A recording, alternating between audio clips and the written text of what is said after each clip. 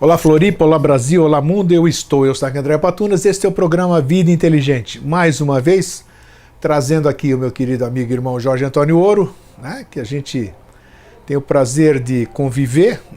Eu particularmente, Eustáquio André Patunas, este que vos fala, depois dessas minhas mudanças, né, que eu tenho percebido ao longo do Vida Inteligente, antes do Vida Inteligente também, tem certas coisas que eu ainda não compreendo, né?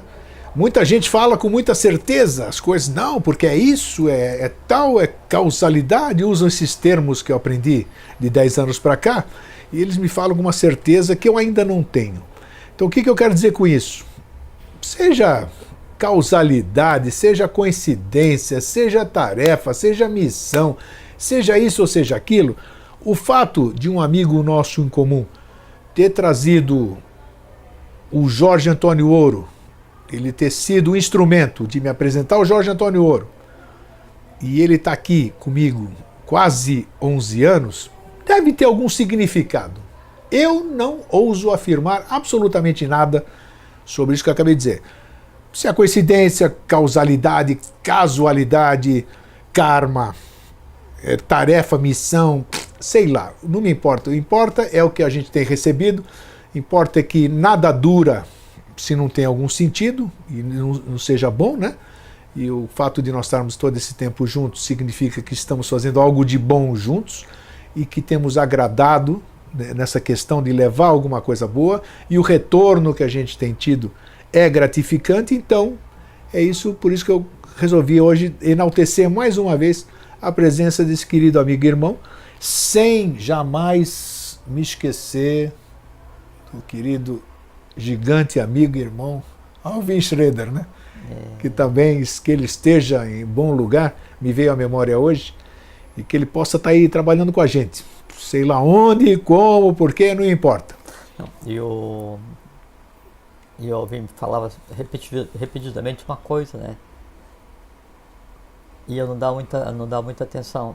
Daí agora, nesse mês de maio, então eu fui em Belo Horizonte conversar com um antigo, né, um companheiro de trabalho muito antigo, que está se despedindo da vida. Eu fui lá para me despedir dele, né? Sim. E aí eu entendi o que o Alvin por uma década inteira me falou, né? E eu não compreendi. O cara realmente, ele era... É mesmo, né? Era. Tudo bem, mas você teve o privilégio de 20 e poucos anos, né? 26 anos todos os dias. E eu tive 8 anos de privilégio, 8, quase 9, sei lá, de privilégio com o Alvin, que foi maravilhoso. Pelo menos a gente pôde usufruir disso, né? Então tá aí. Bom, antes de eu passar a palavra para o Jorge, para ele dar boa noite e tudo, eu queria mostrar para vocês, primeiro, que nós estamos tendo o apoio, né, no nosso programa Vida Inteligente, de duas empresas, que são irmãos eubiotas e que estão aí ajudando o Vida Inteligente a se manter. Uma é a Vita Cosmic, que a Vita Cosmic você está vendo aí no seu monitor, que é uma empresa brasileira sediada na Suíça, e que organiza eventos como palestras e cursos para brasileiros na Europa. É interessante. Então, se você tem alguma coisa boa que você queira abrir um mercado, um campo na Europa, você tem a Vita Cosmic que pode te auxiliar nisso. O endereço está aí no seu monitor. Entre em contato e converse, faça sua proposta de trabalho. E temos também a Era de Aquário, Viagens e Turismo, que é uma empresa especialista em viagens exotéricas para qualquer lugar do país, e principalmente na região dos sistemas geográficos, seja daqui, seja do Roncador, seja, como é que é o nome lá de Nova Chavantina? É outro sistema geográfico ou não? Não, esse é o do Roncador, né? Do Roncador. E tem mais um sistema geográfico. São Lourenço e Itaparica. Isso, Itaparica, exatamente. Então, se você quiser estar a par de viagens esotéricas com pessoas afins, pessoas que comungam as mesmas crenças, os mesmos objetivos, escreva, entre em contato com a Era de Aquários, Viagens e Turismo. E também nós lançamos mais uma vez, mais um produto, né? A gente vai tentando de tudo.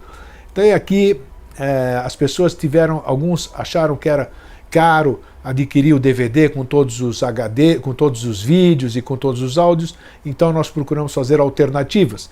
Então, criei o DVDs de áudio, ou seja, isso aqui, ó. Aqui tá vendo Mosaicos do Novo Ciclo, esses dois moços aqui, né, o Jorge Antônio Ouro e eu, na capa, com mosaico ao fundo. Então, criamos 4 DVDs, cujo conteúdo compõe os 226 programas que nós fizemos, Jorge Antônio Ouro e eu, ao longo desses 10 anos e meio já. Então tá aqui, a capa são 4 volumes, né? E aqui atrás tem o conteúdo de cada volume. São cerca de 50, 52, 54 programas em cada DVD de áudio. Qualquer informação que você queira em adquirir, contato@vidainteligente.tv.br, aí embaixo. Bem, acho que era isso. Se eu esqueci alguma coisa, eu vou lembrar durante o programa. E aí, Jorge, como é que você está? Tô bem. Tudo bem? Tô, tudo ótimo. Então isso que é importante, a gente está bem, está com saúde para a gente ir tocando aqui. Você tem alguma novidade, trazendo alguma novidade? Não, só queria mandar um abraço. Nesses dias eu passei em São Lourenço. Coisa fui boa. Em Ayuruoca, que Você fica no também entorno, foi lá, né, sim? 70 quilômetros de São Lourenço. E aí estive com o pessoal do departamento e fui na casa do Arthur e da Branca, então eu queria mandar um fraterno abraço para vocês. Opa, que maravilha, né? Tivemos a oportunidade de conversar por 1 hora, alguma coisa assim, né? E foi uma coisa muito agradável. Muito obrigado pelo convite para ir, né? E pela conversa trocada. O Sistema Geográfico Sul Mineiro é algo realmente mágico em termos de energia, né? Aquela Serra da Mantiqueira, sei lá, né? Você deve saber não, você sabe muito mais do que eu. O que rola por ali, que diz, mas aquele lugar você se sente bem. Se sente bem. Eu estava questionando aí, estava falando com uma pessoa, e até questionei você por e-mail, lembra que eu te fiz a pergunta aí? Eu falei, Jorge, por que eu não estou nem aí com o roncador? Não estou nem aí, não. Eu não tenho a mínima vontade de conhecer o roncador. Não tenho curiosidade de conhecer o roncador. Apesar de tudo que falam.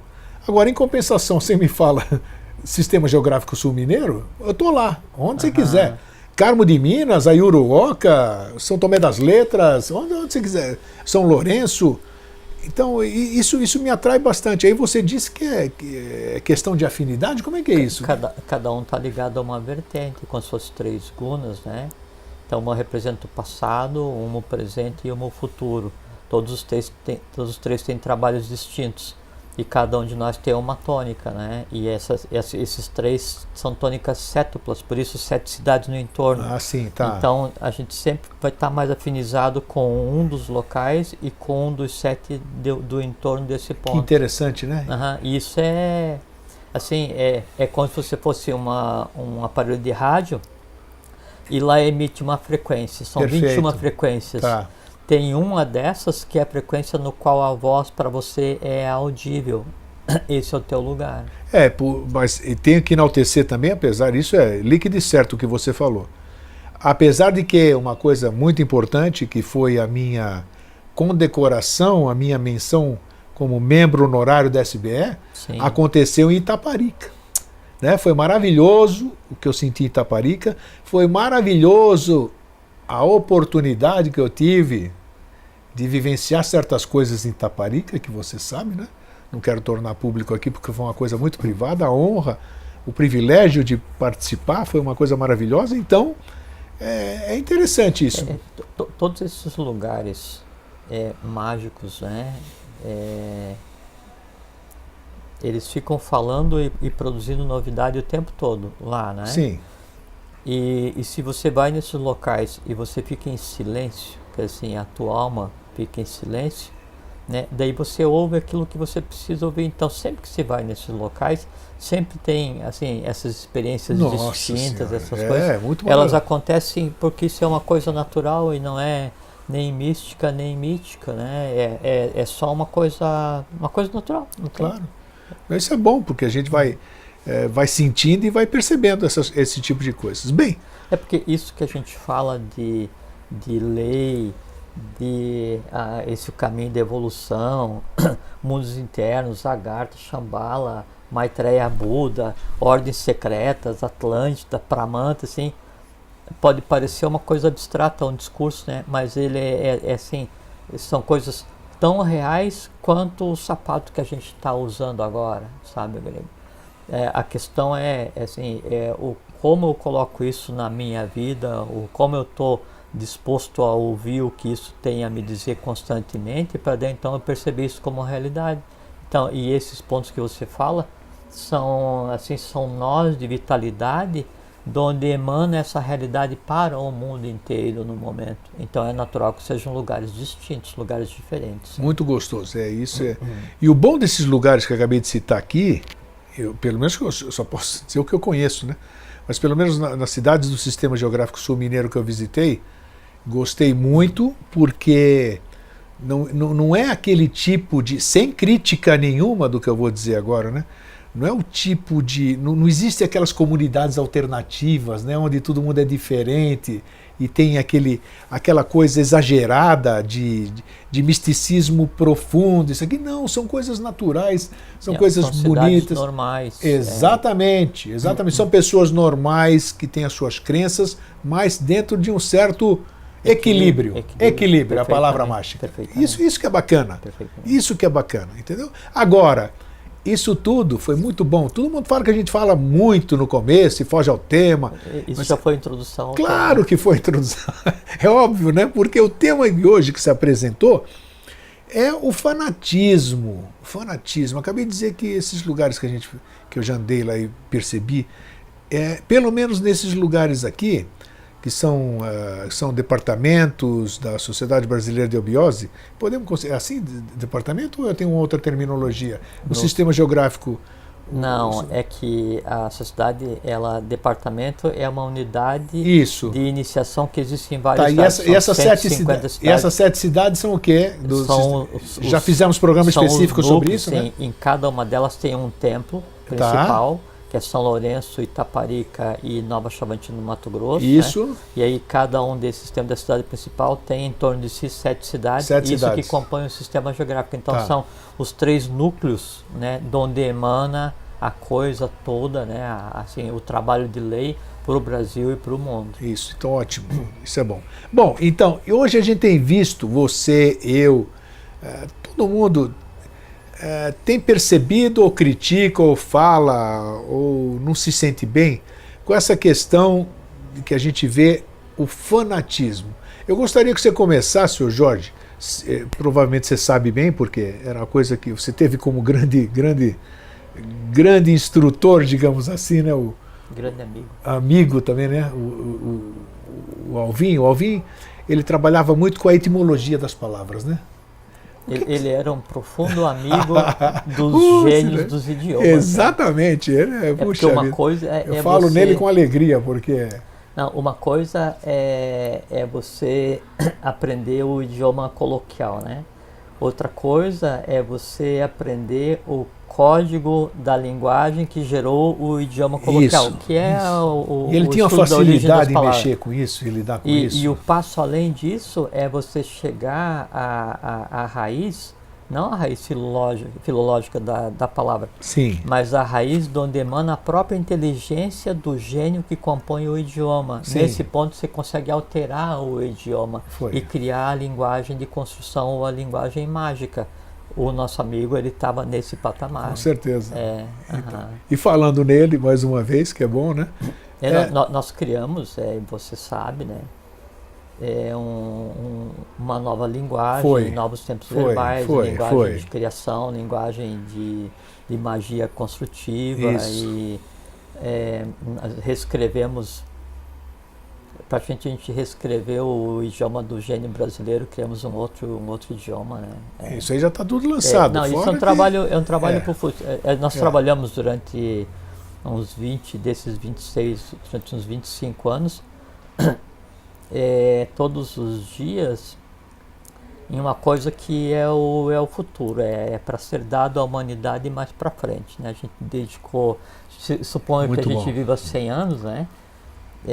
Então o Alvin viveu 83, né? Então ele dedicou praticamente 1/3 da vida dele para criar. Vamos supor que eu viva 75, né? Ou sei lá, quando terminar o que eu tenho que fazer, eu vou embora com a maior felicidade, né?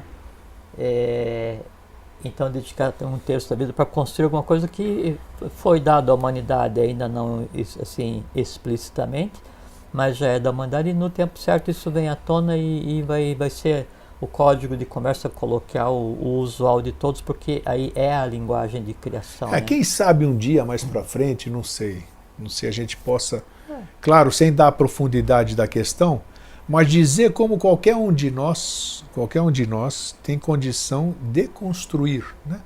Mesma coisa, desde que você... Eu não sei se seria um assunto para ser abordado, porque... Por isso que eu disse, um dia, não sei, se tiver a oportunidade... É questão de dar bisturi de presente, né? É verdade, para quem não sabe lidar. Em que época que eu vou usar, se muito cedo causa mal, se na hora certa causa bem. Não, eu digo naquela questão que nós já falamos aqui, por exemplo, como você pode... lançar alguma coisa boa, como você pode criar alguma coisa boa, através que coisas que nós já falamos, seria bom recordar. Coisas você já colocou na internet. Sim, já colocamos. Foi. Tem coisas que você colocou e tem assuntos e expressões e mesmo textos escritos sobre esse assunto que jamais... É verdade. Não é que jamais saiu de uma escola de iniciação, é que jamais havia sido produzido em outra escola de iniciação por ninguém. Isso. E agora circula no... Coisa dos tempos. Coisa dos tempos, do novo ciclo. A questão do fogo que nós já conversamos aqui, de Fohat, né? A transformação que nós já explicamos. Então é isso aqui que eu queria aprofundar um dia, né? De como se trabalha com esse mecanismo. Mas quem sabe, se tiver que ser assim, assim será. Para que não... Se bem que tem uma coisa, né, Grego, que isso o professor Henrique de Souza, ele sempre falava, então questionava assim, professor, mas por que você falou tão abertamente esse assunto em Dharana, se isso nunca foi dado à humanidade, né? E ele dizia que assim, o conhecimento secreto, né? Ele pode ser dado em determinadas doses abertamente à luz do dia, porque para aquele que não tem a pureza de coração e não saiba o que está fazendo, e se for praticar aquilo, o resultado é inócuo, nulo. Sim. E para aquele que tenha um coração invertido, que seja ligado ao mal, e vá praticar aquilo em busca de poder alguma coisa, o resultado é o contrário, pratica mal a ele. Sim. Né? Então, mas por via das dúvidas. Nada, a água aparece quando o poço está pronto, né? E esse tipo de conhecimento tem que ser, assim, tem que ter muita cautela em compartilhar. Tem uma passagem uma frase do Buda, onde ele está passando com os discípulos perto de outras pessoas, né, não discípulo dele, e os discípulos então querem demonstrar as virtudes, os poderes que eles têm, né? Aí Buda fala: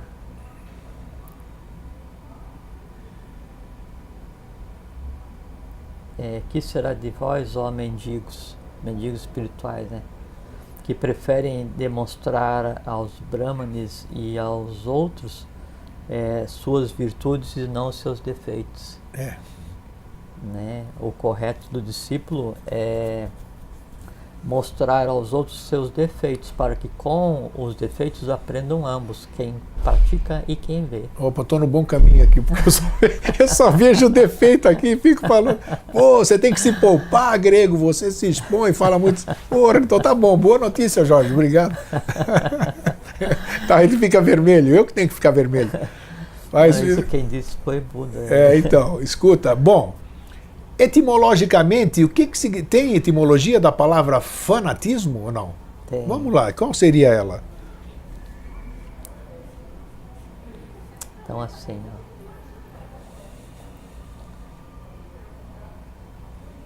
Então, primeiro, uma coisa que é importante a gente colocar no início dessa conversa é que assim, quando o corpo manda na alma... Opa, gostei do começo, vai. Quando o corpo manda na alma, aí advém dor, sofrimento, karma e morte. Sim, tá. Física. Quando a alma manda no espírito, advém dor, sofrimento, karma e morte espiritual. Sim, tá. Então, para não haver a inversão, então sempre é do superior para o inferior, para que o superior ensine, prepare, sublime, transforme o inferior. Esse que é o caminho. A intuição ou o eu superior interferindo, ensinando, se mesclando com a alma, para que daí então a alma transformada transforme o quê? Os instintos e o corpo físico.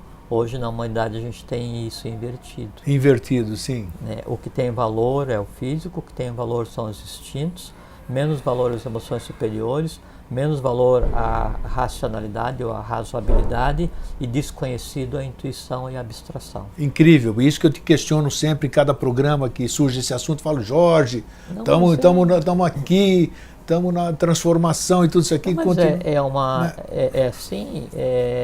a gente está num barco, não é? Sim. E nós temos que levar esse barco a bom termo. Esse barco é a barca, é a garta. A gente tem que fazer com que a barca, a garta, chegue ao seu bom termo, chegue ao seu porto de destino. O porto de destino da garta é voltar para a superfície. No caminho para que ela volte para a superfície, alguém tem que remar. É o que a gente está fazendo. Ninguém disse que seria simples, né? É trabalhoso, mas o impossível não existe. Não. Então o mundo está de cabeça para baixo, né? É um mundo assim. É um mundo convulsionado, né, para dizer pouco, né, desse mundo. Final de ciclo. Fanatizado por muita coisa, né? O tema do nosso assunto hoje. Então é um mundo totalmente misturado, um mundo assim. E o que a gente tem feito?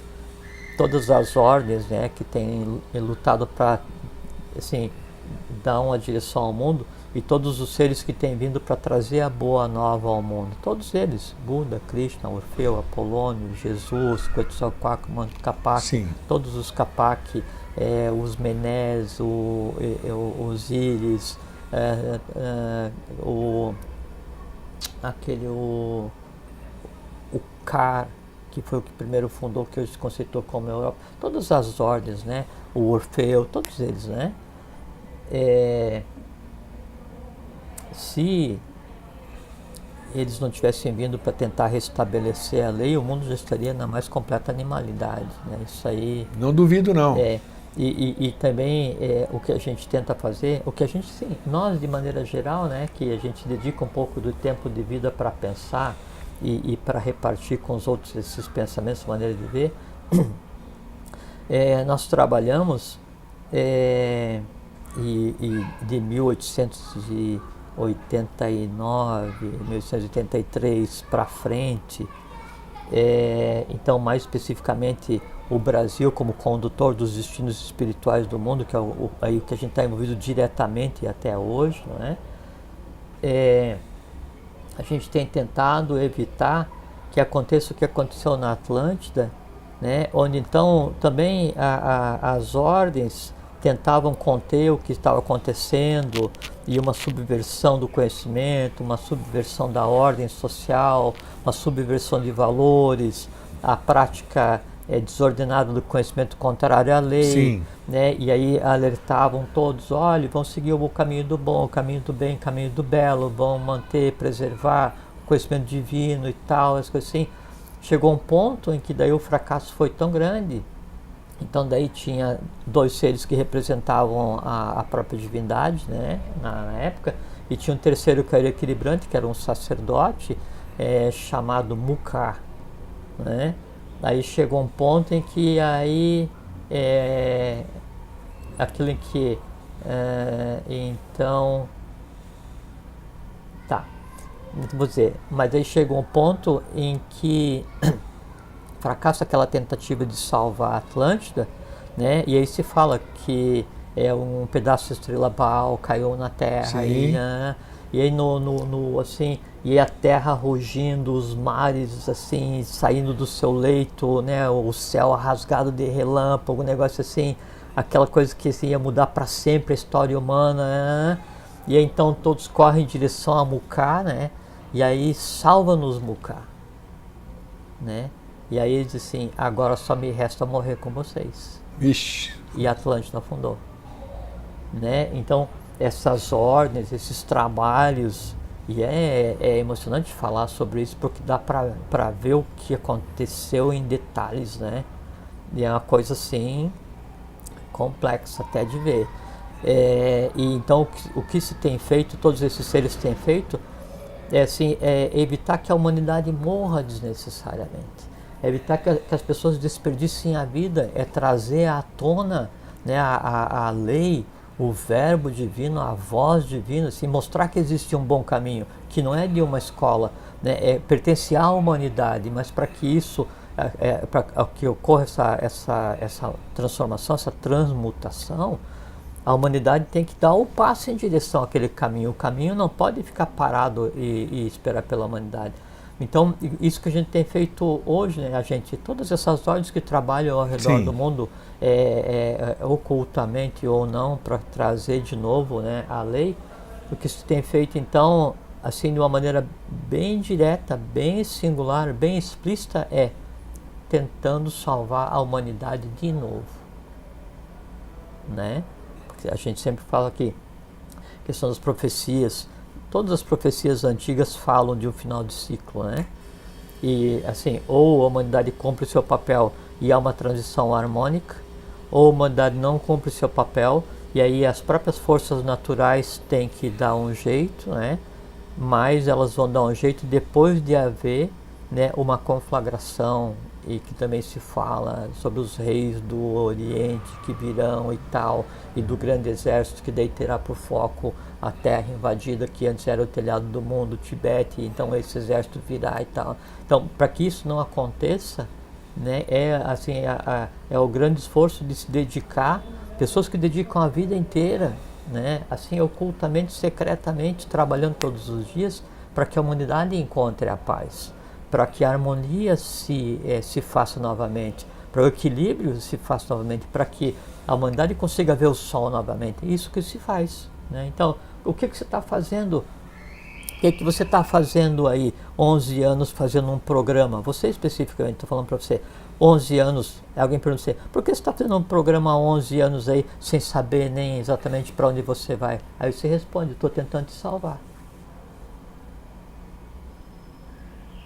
Não, eu não me... Não, eu estou falando isso para você, que é a resposta certa para dar, estou tentando te salvar. Eu teria que dar essa resposta? Sim. Agora virei salvador? Não esse salvador do fanatismo. Sim. Ou da superstição, boa, você tocou, da mística. O que seria? Boa. Já vamos chegar no... Não, isso, mas agora responde aí. Mas que tipo de salvação é esse? Mas o salvar completa. Não é o salvar das religiões. Mas essa palavra está... Inclusive, a doutrina dos avatares... Está cristalizada nas pessoas. A doutrina dos avatares, que é a libertadora da humanidade, né? Ela mostra claramente que nenhum deles jamais pensou em criar uma religião. Então, todas as religiões que existiam hoje... Isso é verdade, não está escrito em lugar nenhum. São criação dos homens. São. Todas elas. São. Tão torta quanto os homens, tão cega quanto os homens, tão sem direção quanto os homens. Isso e dependendo dos homens, tão más quanto os homens. Né? Focos de fanatismo. Deixaram um legado que as pessoas transformaram aquilo numa... assim, adequaram... como se fosse assim... o avatar vem e entrega um diamante para o entorno imediato. Aí esses botam no bolso, né? E aí saem pelo mundo dizendo assim, eu possuo o diamante. Isso aí, boa. Né? E assim, venham a mim e me ouçam porque eu possuo. Ele não possui. Isso não pode ser possuído. Ele está de guarda. Inclusive, as ordens... Olha só que importante isso aí que ele falou, não, muito importante. Isso aplica, você não possui nada, você tem guarda de alguma coisa. Inclusive, por exemplo, assim, e na Sociedade Brasileira de Eubiose, Ordem do Santo Graal, Augusta e Excelsa Ordem do Santo Graal, não é?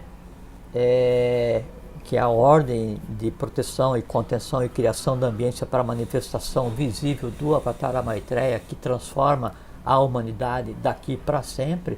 A gente tem muito claro o seguinte, todo o conhecimento que se tem, do qual a gente aqui em 11 anos não trouxe nem um fragmento, nós conversamos aqui assim, pequenas nuances do que seria esse conhecimento, nós temos muito claro que é um conhecimento que pertence à humanidade.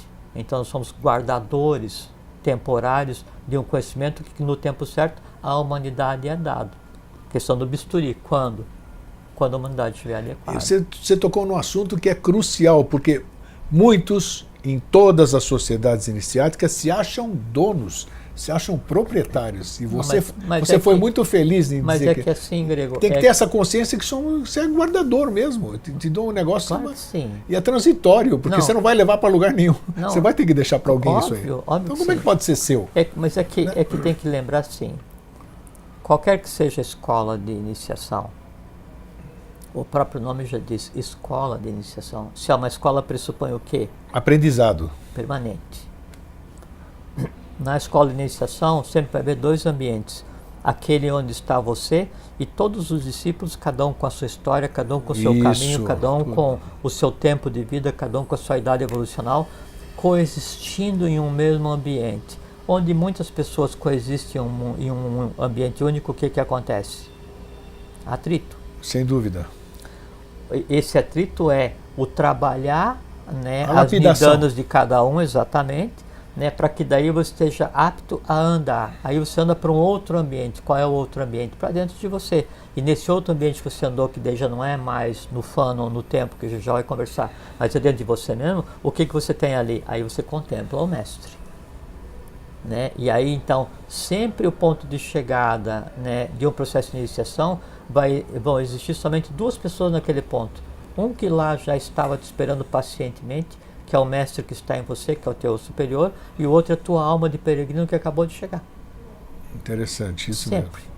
O resto, aí é só questão da individualidade, né, das nuances de personalidade de cada um, nuances de caráter de cada um, o volume de nidana, o escândalo de cada um, como que isso vai se comportar. Então, você acha que é dono disso, dono daquilo. Podemos chamar isso aí de caminho, né? Porque está aqui as duas pontas, você acabou de citar, claro e o resto é o caminho para chegar nesse destino. O caminho da iniciação, né, é o próprio caminho, porque não tem ponto de chegada. Não existe. Né? Então, assim, um grande engano é você pensar que a iniciação... Quando você diz chegada, você está estabelecendo algum ponto que não existe, né? Porque é perene a coisa, né? Não existe. Assim, a iniciação não é como você pegar o teu cajado e andar por Santiago de Compostela. Você sai de um lugar e aproveita, tal, curte o máximo, aquela coisa mística, chegou lá, né? Tudo bem, aí você larga aquilo tudo, bota a tua roupa assim, de social e volta para a tua cidade e vai trabalhar normalmente. Não existe. Na iniciação, o caminho de chegada significa nada. Nada de nada, de não existência, neutralidade total. Que, assim, é aquele equilíbrio onde você não consegue mais nem ver as duas pontas. Isso aí. Né? Quando vai se chegar nesse ponto? Se você não vê ponta, não tem início, não tem fim. Quando vai se chegar nesse ponto? Não é agora, porque vai ser no momento em que a gente, assim, nós todos formos flogísticos, depois de alados, né, e próximo ao ponto de passar a ser nada, né, para começar uma próxima etapa. O resto tudo, isso assim é como a roupa que a gente tira no final de cada dia, né? Bom, então sobre a questão da etimologia de fanatismo, né? Uma coisa que é importante, assim, é que o fanatismo, arauto, você sabe o que significa, né? Arauto, ou o yokanan, é o anunciador. O anunciador, né? O fanatismo, ele geralmente é o arauto de ideologias, mas aí o que o fanatismo ele entrega, a mensagem que o fanatismo como mensageiro entrega é o ódio. É mesmo? Sempre a mensagem que o fanatismo, principalmente ligado à religião, né? Sempre a mensagem que ele vai entregar é o ódio. Por quê? Porque o fanatismo, né, ele não admite o contrário. Isso é verdade. Se ele não admite o contrário, ele tem que odiar e dar embate ao contrário. Se você pega hoje, nós estamos em 2016, se você fizer uma análise de todos os continentes, todos eles estão convulsionados. Sim, então são 11 países no mundo de hoje que não estão em convulsão. A quase totalidade desses processos de convulsão são guerras religiosas ou guerra de dominação baseada na contrariedade das religiões. Verdade. O mundo está em embate religioso. São fanáticos lutando entre si. Com quem está a razão? Com ninguém, obviamente, né? Então o fanatismo ele entrega como mensagem o ódio. Eu nunca tinha associado isso, é interessante. Fanatismo e ódio. Pensei que era uma cegueira só. Não, porque ele não suporta o contrário. Isso, né? Tem razão. E tem uma outra coisa que também é interessante a gente colocar, que o fanatismo e a superstição é como se eles fossem irmãos gêmeos, né? E eles parem em dois, né? São homem e mulher, né? Caóticos, e eles parem em dois, o medo e a morte. Sempre onde houver fanatismo extremado, superstição extremada, dando embate ao entorno, quem gera o fanatismo e a superstição vive no medo, e a defesa do medo fanático ou do medo supersticioso é matar aquilo que causa o medo ou que ameaça. Então você vai e mata o outro, quando na verdade superstição e fanatismo em conjunto dão embate às próprias nidanas de cada um refletidas no outro. Sim. Então eu vejo, né, quando eu sou fanático e sou supersticioso, eu vejo no outro o meu medo, né, aquilo que me atemoriza eu vejo no outro. Aquilo instiga isso, porque vai me dar defesa. Uso a imaginação criativa caótica, né, para imaginar o que o outro poderia vir a fazer comigo. E em criando essa imaginação criativa, né, caótica, em criando esses seres, esses medos adicionais, então aí o próprio conglomerado que se alimenta do fanatismo e do medo e da superstição toma a ação, né, de matar a fonte daquilo que eu não consigo resolver em mim. É como, por exemplo, prático, assim, eu tenho medo de cachorro, por exemplo, né? Vou matar o cachorro, ele não vai mais me dar medo, tá lá mortinho. Só que eu matei aquele cachorro e o medo de cachorro ele permanece. Sim. Né? E aí agora alimentado pelo prazer de matar aquele cachorro. E como se fosse possível matar o medo fisicamente, externamente. Então as pessoas fazem assim, elas atacam seus medos internos externamente como se resolvesse, mas daí só alimenta e deixa mais forte. Porque criou no meu medo de cachorro, né, a necessidade de matar outros animais. Sim, até liquidar com o meu medo, total. Que não existe como, né? Porque na medida em que eu vou e extingo a vida de alguém para amainar o meu medo, além do que ele já era, ele se alimenta do prazer de tirar a vida. Isso gera uma cadeia que daí resulta o que a gente chama de guerra entre nações. Você foi ao extremo, interessante isso. Isso é importante. E agora eu vou dizer sobre a questão da etimologia do superstição. E depois eu quero fazer uma pergunta, tá? E da etimologia do fanático. Isso, né? Isso. Então, a superstição super acima e stare é aquilo que se coloca assim, o super é acima e o stare é como se você estivesse em pé, duas raízes, né, latinas. Então superstição e o final de superstição, o ion, é a ação, né? Então é aquilo que você tem que se coloca em você acima de todo o resto. O que é a superstição? Ela se coloca acima da emoção e acima da própria lógica. Aí você fala assim, mas isso que você está fazendo é ilógico. Né? Você tem medo de passar embaixo da escada, você tem medo de gato preto. Né? Então é isso que é a superstição. E é uma coisa muito interessante porque nos dá uma chave, né, para compreender como funciona o astral. Porque daí nesse caso, né,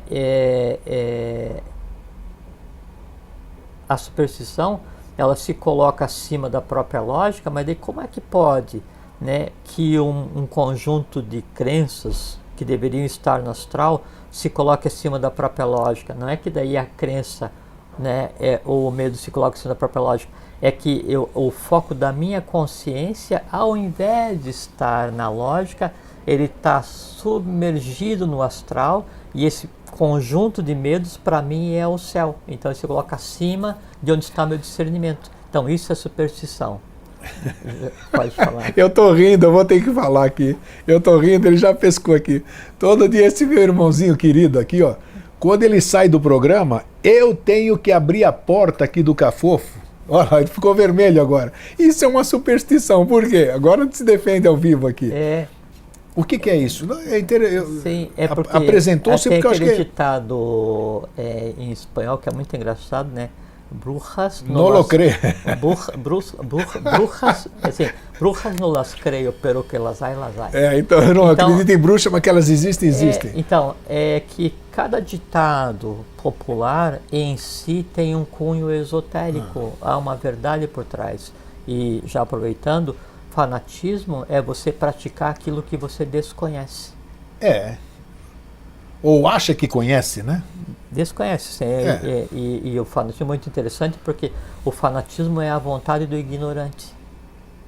Como a vontade é superior e o fanatismo ele advém da vontade instintiva, então o ignorante no sentido de desconhecer, ele confunde o fanatismo com vontade férrea. E aí ele tem em si todas as razões para praticar o mal baseado no fanatismo. Já vou explicar a questão Isso é interessante, porque eu acho que tem... porque quando você entra nos domínios de alguém, entrar na casa de alguém é como entrar na alma de alguém. Sim, é egrégora da pessoa, da família, sei lá de onde for. É um ser vivo, né, que você está entrando, né? E da mesma forma como você abre a porta para que eu entre na tua casa, você vai ouvir o que a gente está conversando, então você está abrindo a porta para que nós dois entremos na sua alma, claro, né? Através dessa televisão, por respeito a você, né?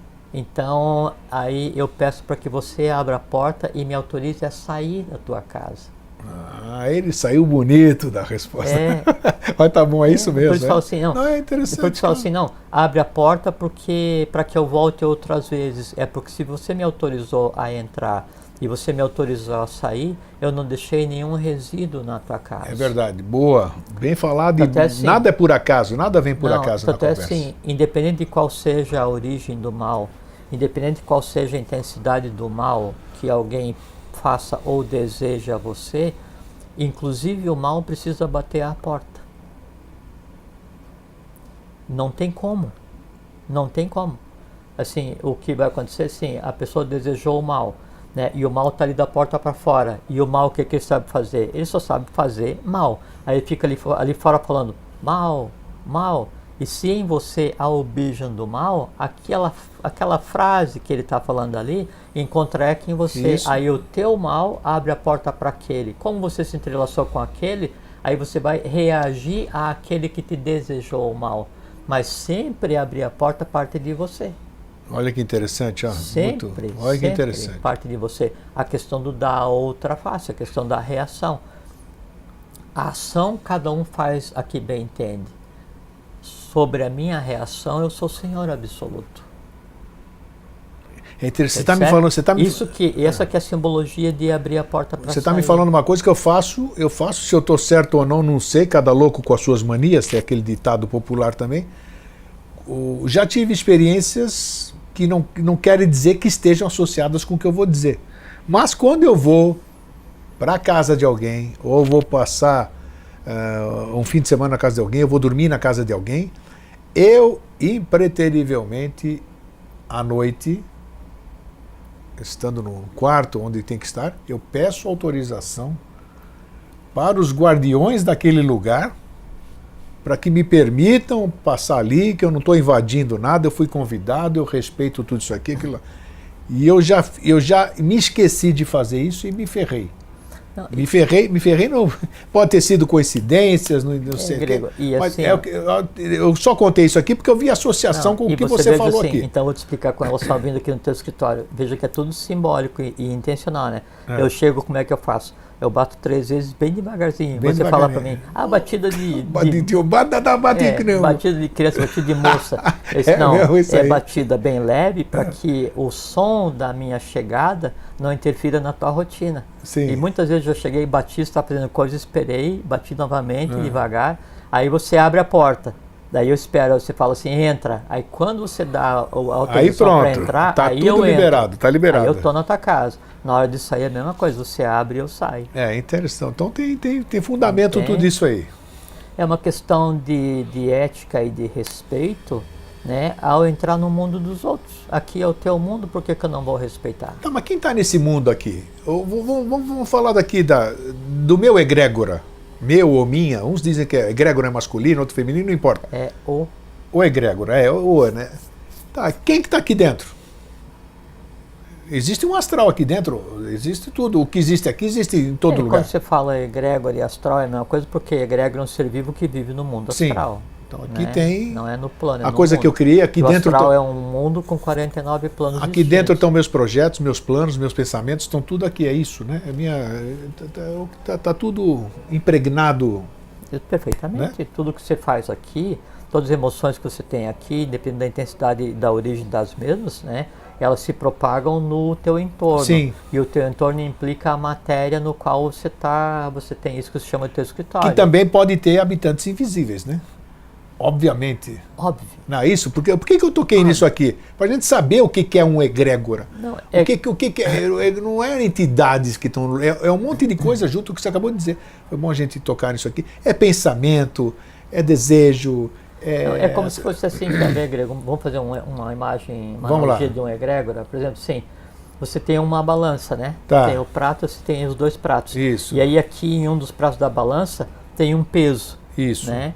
Tá, e aí você quer criar uma força suficiente para mover aquele peso para cima.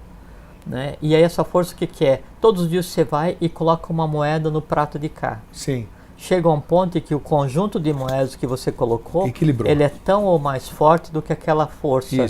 Isso é egrégora. O somatório dessa... E o que é cada moeda que você coloca ali? É uma emoção que você tem, um pensamento, uma ação. O que você faz em função de um único objetivo ou mais pessoas, né? Então, isso é o que é um ente vivo, é um ser chamado egrégora. Então, a gente fala no caso da eubiose, da egrégora da obra que se fala, né? Então, todas as vezes que alguém trabalhou pela obra, colocou uma moeda, pagou um óbulo, né, à lei, né, contribuiu para que aquilo se tornasse um ser vivo, um ente. E o que esse ente, o que esse ser vivo é? Ele é o somatório de todos aqueles os quais o alimentaram. Então, se você tem um egrégora, que é o resultado de todos os pensamentos positivos de construção do bem, do bom e do belo, esse é o ser vivo mais poderoso da Terra hoje. Sim. Né?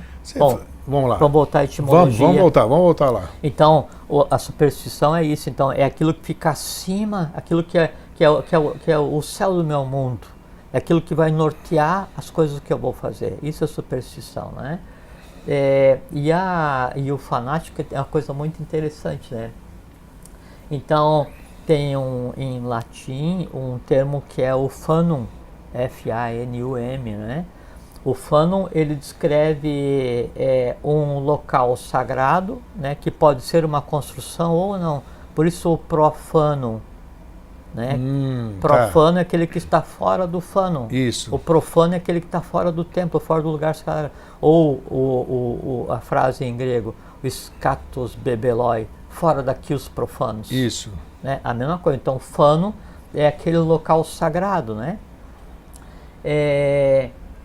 De início, quando se começou o conceito de fano, né, e local sagrado, o fanático, fanaticus, que é em latim, né, era o empregado, né, aquele que trabalhava no fano. Então, aquele que trabalhava no templo, principalmente aquele que dava a guarda, principalmente aquele que dava a guarda à noite, era o fanático. Então, quem que é o fanático? O fanático era o que protegia o templo, mas não no sentido que tem hoje. Sim. Ele era um trabalhador pacífico que protegia, que cuidava, que limpava, que organizava o fano, o templo, né? Uma das características do Império Romano, isso até o século IV da nossa era, era assim, o sincretismo religioso. Então os romanos, eles tinham uma obrigação com relação a uma divindade única anual, que era a única que era obrigação mesmo, que era assim, uma vez por ano, eles tinham que então fazer uma saudação à estátua lá do César ou do dirigente da República, do Império, o que seja, e pagar o imposto. Era a única obrigação. Fora disso, todas as culturas, todas as crenças podiam ter os seus fanos, seus templos. E quando eles invadiam os locais, aí eles erigiam templos, erigiam fano àquela cultura. Então, tanto podia ser a Osíris, né, na Babilônia, na própria Roma, na Grécia, não interessa onde fosse que eles passassem. Sim. Então, erigiam os templos, né? E a prática era livre, então era comum né, você ser um frequentador do fandom de várias religiões, como se hoje você fosse judeu, católico, muçulmano, budista, sabe, teósofo, interessa, você ia em todas as religiões, né, todos os fandoms. Com o passar do tempo, e isso aí até por volta do século I, então se criou uma nova expressão, que era não mais o fanáticos, que era o que dava serviço no templo, mas o fanor. O fanor é aquele que era assim, que ele era tomado por um profundo fervor religioso, né? E aí o fanor, a partir de então, ele começa a exigir, começa-se a exigir que cada um esteja ligado a um fandom somente, ou a um local somente, né? Até aí tudo bem. Só que com essa transição do século I para o século IV, quando no século IV, então, desse mistura Estado e religião em Roma, né? Aí então... O famoso concílio de Niceia nesse inteirinho também, né? A tendência para que chega nesse ápice, né? Sim. Aí então, já que a religião é mais forte que o Estado, mistura os dois e continua reinando, que é o que se vê hoje, na verdade, né? Então aí, esse fanor ele resulta o fervor religioso e passa-se então a criar o atual conceito de fanático religioso, que é aquele que vê na religião dele a única verdadeira. Até aí tudo bem, eu posso ver a minha religião, né, como única verdadeira, e eu vejo porque a minha religião é do religo, religas, religare, que é ligar o homem à sua própria essência. Sim. Né? E aí isso é conhecimento, isso é conhecimento filosófico esotérico, né? E isso que é a eubiose, isso que é a ordem de Santo Grau. Então se cria o conceito de hoje de fanático, né? E o fanático acha que só o dele é que é o certo. Até aí tudo bem, tranquilo, né? Ainda há a liberdade, é que cada um acha que o seu é certo. Perfeito, todo mundo convive. Isso. Só que o passo seguinte é o quê? É achar que o meu é o certo e que o teu é o errado. E tem que ser destruído.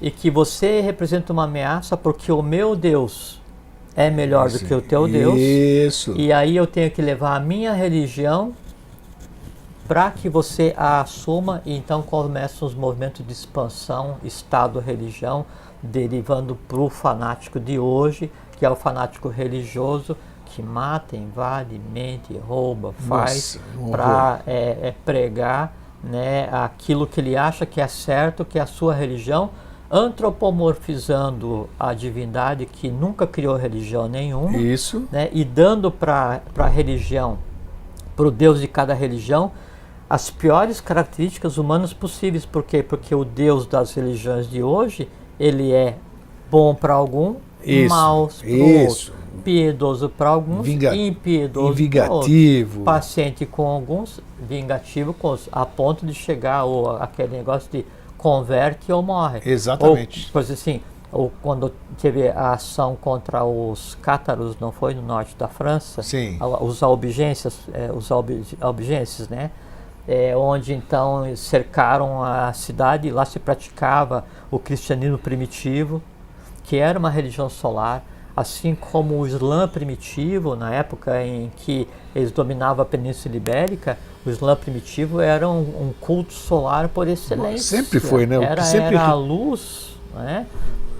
E aí então, né, nessa questão dos albigenses, os cruzados católicos contra os albigenses, aí então conta, né, a tradição, que daí o general pergunta para quem estava comandando, mas como é que a gente vai saber quem é convertido ou não ao catolicismo, né?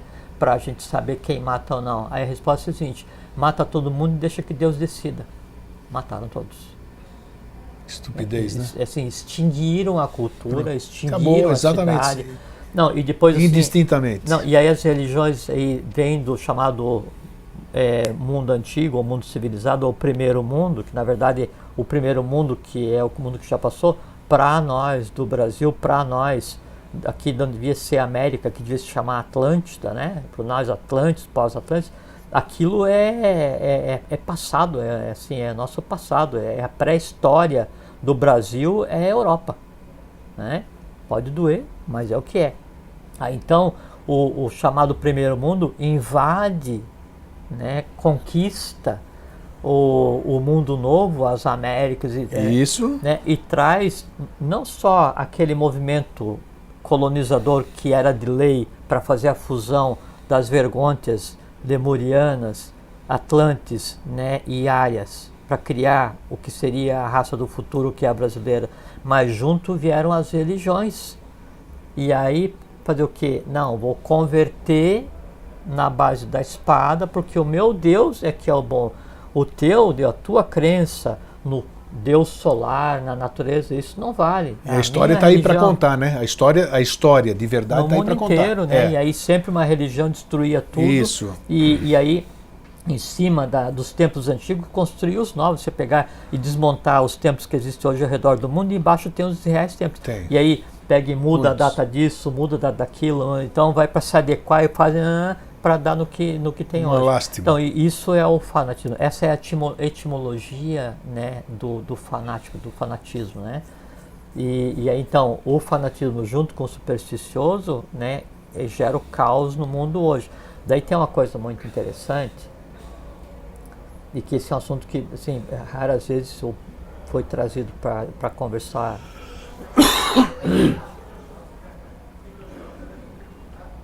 Que é assim, Grêmio. A mistura fanatismo e superstição, que daí em si parem o medo, parem o ódio, parem a morte, eles são os legítimos representantes do ciclo que acabou. Né? Assim, é como se fosse um mar de nidanos, esses negativos, onde chafurda a humanidade, ou a humanidade mais nova, menos experiente, né? E aí cria-se uma ambiência, há um conjunto de forças,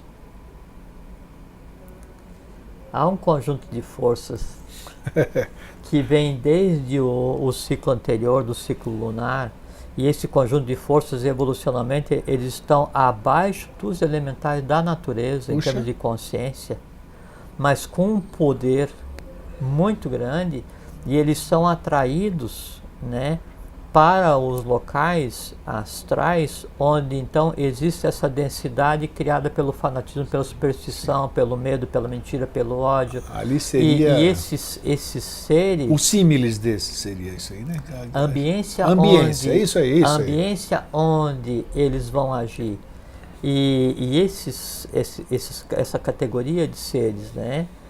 E que não são nem bem nem mal, humanamente poderia se conceituar, mas não são nem bem nem mal, eles trabalham baseado no construir e destruir, só que Sim. Primeiro destrói e depois constrói. Então, grande parte do caos das religiões que existe hoje no mundo, né, é baseado na criação da ambiência para que esses seres ajam. Esses seres têm os nomes de Assurins. Assurins? Sim. Elementos de transformação do final de ciclo por excelência, né? Acha-se literatura sobre os Assurins? Que é provável, todo mundo vai correr para o Google para pesquisar Assurins. Nunca conversamos sobre isso porque era desnecessário. Tá. E penso que é informação suficiente. Eu te faço a pergunta porque tem muita besteira lá também na pesquisa, no Google. Claro que sim. Então você vai ler, por isso que eu te perguntei alguma coisa. O Google ele dá acesso à informação. Só que o Google ele não é oráculo, não. Ele não é escola de iniciação. E é alimentado por pessoas.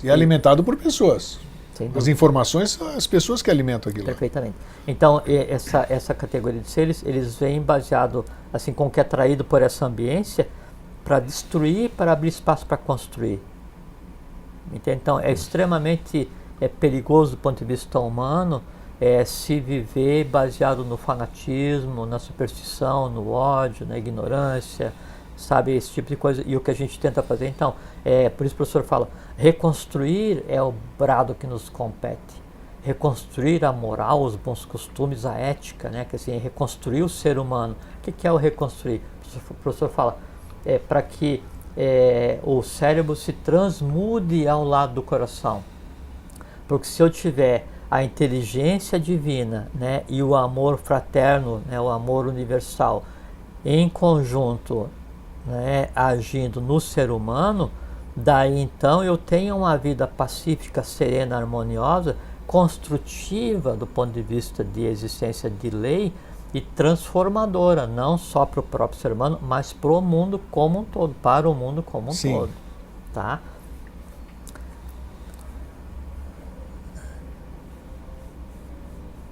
Você falou a questão agora há pouco, enquanto você está pensando aí. Assim, sobre esse assunto tá bom, sobre os assurinhos tá bom. Aqui. Isso, tá bom. Quero te fazer uma pergunta que você falou dessa. Irmão, era em cima disso, mas eu podia comparar, porque Shiva, que todo mundo conhece, Brahma, Vishnu e Shiva. Sim. Shiva, ele em si, a história diz, ele é visto como o Deus que destrói para dar lugar a um novo. É o destrui e constrói. Exatamente. Solve e coagula. Então, por isso que eu, só para a gente... Lembra do princípio hermético alquímico? Sim. Solve et coagula. É o destruis et construis. Agora, só para complementar, então, já que ficou assim, para mim ficou no ar, dos assurins que você acabou de dizer, eles não teriam um papel de Shiva, vamos dizer assim? Como é que é? Inconscientes. Ah, bom. Por isso que eu falei. Faltava isso, então, inconscientes. Claro que sim, eles são atraídos, e veja só, o nível de consciência dessa categoria, desse conjunto de forças que tende a destruir, assim, eles tendem a dar aquilo que a pessoa produz. Para aquele que está afogado em nidanas, ou aquele que vive no fanatismo, na superstição, no ódio, no medo, você vai dar para ele tudo que ele precisa. Ele faz o quê? É isso que você deseja? Sim. Então eu vou esquentar o fogo. Isso. E se vira porque a pressão vai subir. E aí é o seguinte, aí não é que o assurim venha e destrua. O assurim acelera a ambiência para que o destruins aconteça, começando pelas religiões. Isso é o fim do ciclo. Por isso que eu falei que o nível de consciência, por eles estarem ligados a um fato da cadeia anterior e outras coisas que não vêm ao caso, então eles vêm como se fossem resgatadores de resíduos que agem ainda hoje no mundo, no qual eles não deveriam mais existir. Até que ponto o fanatismo, que nós acabamos de abordar aqui, ele prejudica ou pode influenciar uma instituição, uma escola iniciática, um projeto? Como evitar, vamos dizer, como evitar a propagação do fanatismo? Talvez é uma pergunta sem resposta. Não. O fanatismo e a superstição, ele destrói a iniciativa e fica uma casca só. Lembra, a gente falou uma vez aqui daquela brincadeira que existia o mestre, existia o templo e os discípulos. Sim. E sempre transitava um gatinho enquanto estava acontecendo o ritual, né? Sim. E uma coisa que é muito importante, do ponto de vista construtivo, biótico, cósmico, né? Templo é lugar de transformação, de trabalho, não de adoração. Ah, bom, já falamos o tema idolatria aqui, que foi importante também. Se você vai em algum lugar para adorar alguma coisa, você é só um fanático. Opa, tá aí. Às vezes eu sou e não tenho consciência disso, mas né? É que daí você tem que compreender o que é aquilo. Então, assim, se eu vou no templo em São Lourenço, eu vou admirar a beleza, 100% lícito, né? Eu vou me sentir muito bem por estar ali, meu direito. Claro, me sinto bem. Exatamente, eu vou me misturar com as forças que ali existem. Tenho conhecimento para tal. Agora, eu sei o porquê foi construído, o que tem em cima, o que tem no meio, o que tem embaixo, quem construiu, para qual finalidade, o que vai acontecer. Então aí sim eu vou e participo do processo. Eu sou um discípulo, não sou fanático. Sim, então continue e me dê a descrição do fanático. Não, o fanático é assim, o professor fala assim, a pronúncia de uma palavra sagrada. Você sempre repete e é sempre bom repetir. Pouco ou nenhum valor Nada possui. Valor possui, sim. Então você está numa religião onde você só vai e repete aquilo que é dito. Sim. Você não sabe o antes, você não sabe o depois, e você vai ali só para pedir. Mas você não é, esse aí não é fanatismo, isso aí você é ruminador, é papagaio de repetição, essas coisas assim. Isso é fanatismo. Pode ser em menor escala, porque o fanático não é um fanático agressivo, né? Assim, você é ligado àquilo, você gosta daquilo, você ama aquilo, você é quase um místico devocional e não compreende nada do que acontece ali, não compreende o simbolismo do que acontece ali, o que se fala não tem sentido nenhum. Esse é o fanático. Os que estão falando já não sabem mais o sentido daquilo e fica um processo, uma enganação, onde você está correndo loucamente para destino nenhum, você não sabe para onde você está indo, né? É como assim, alguém falou assim para você, ei, corre, né? Você começa a correr. Nem sabe por quê, as pegadinhas que a gente assiste na televisão muitas vezes. Você está indo, né? E você está num túnel, você está ouvindo o eco, corre, corre, corre, só que lá no final, a origem já falou assim, ei, volta. Só que até que como você está desembestadamente correndo... Não está ouvindo nada, você está seguindo. Você está no corre, né? E o volta pode chegar para você quando já a tua vida tinha sido desperdiçada. Olha só, são lembranças importantes, são lembretes. E a maneira, um outro aspecto da questão do fanatismo é assim, você tem que levar o processo da iniciação ou da busca do conhecimento ou do teu caminho, não interessa qual seja, Grego, sabe? A religião que você escolheu, a ordem que você escolheu, a seita que você escolheu, não interessa qual seja, se está ali, é mérito teu estar ali, aquilo tem coisa que você precisa, ali tem erro que você tem que aprender, é o teu caminho, se vira, né? Agora, sempre ele tem que ser levado com parcimônia.